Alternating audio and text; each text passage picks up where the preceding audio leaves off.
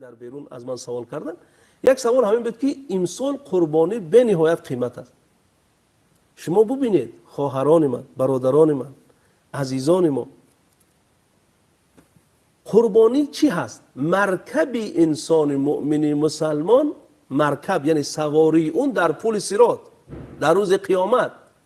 بنابراین اون باید زیبا باشد، بی‌عیب باشد، فربه باشد، قیمت باشد. اون سواری من و شما هست، سواری آنانی که قربانی میکنند در پل صراط در روز قیامت است. و دیگری سوال کرد که آیا من میتوانم بر پدر و مادرم که از دنیا گذشتن از تن اونها قربانی کنم؟ شما در دو صورت میتواند قربانی کنید، چه اونها وصیت کرده باشند، چه اونها وصیت و نصیحت نکرده باشند. قربانی مثلا یک انسان یک گاو میخرد، البته گاو باید 2 ساله باشد، 7 نفر میتوانند در اون شریک بشوند. میتوانند اینها 5 نفر شریک شوند و 2 نفر پدر و مادر گذشته اش را شریک کنند. میتوانند. حتی در روایت در حدیث من خوانده بودم، حضرت علی رضی الله تعالی عنه میگوید که وقتی که به قربانگاه 2 گوسفند آورد، از حضرت علی پرسیدند که حضرت علی تو 2 گوسفند قربانی میکنی؟ گفت یک تای این از پیامبر خدا صلی الله علیه و سلم است و پیغمبر خدا صلی الله علیه و سلم اوصانی مرا وصیت کرده بود که از تن من قربانی بکن وقتی عید قربان آمد. و خود پیامبر صلی الله علیه و سلم 10 سال در مدینه زندگی کردند، 10 سال پیامبر خدا صلی الله علیه و سلم قربانی میکردند.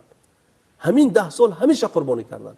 و حتی پیامبر صلی الله علیه و سلم املحین 2 قشقار سیاه سفید قربانی کردند و گفتن یک تاش از خودم هست، یک تای دیگهش از امتم. بنابراین اون برادرانی که سوال کردن در بیرون میتوانند قربانی بکنن از اون اپا و خواهر، تقا و خاله گذشتگیشون و پدر و مادر گذشتگیشون رو در قربانی شریک بکنن.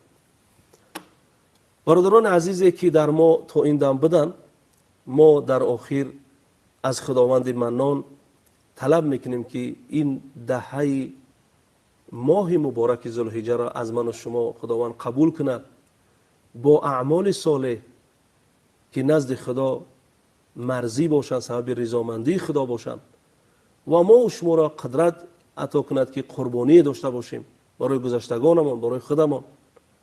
و همیشه از این درگاه دعا کردیم و میکنیم که همه اعمال، همه عبادت ها وابسته با امنیت و صلح و ثبات کشور هست.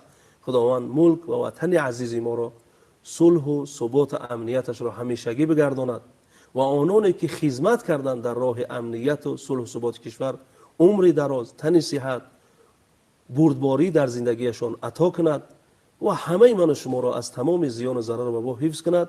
و آخر دعوانا ان الحمد لله رب العالمین. السلام علیکم و رحمت الله و برکاته.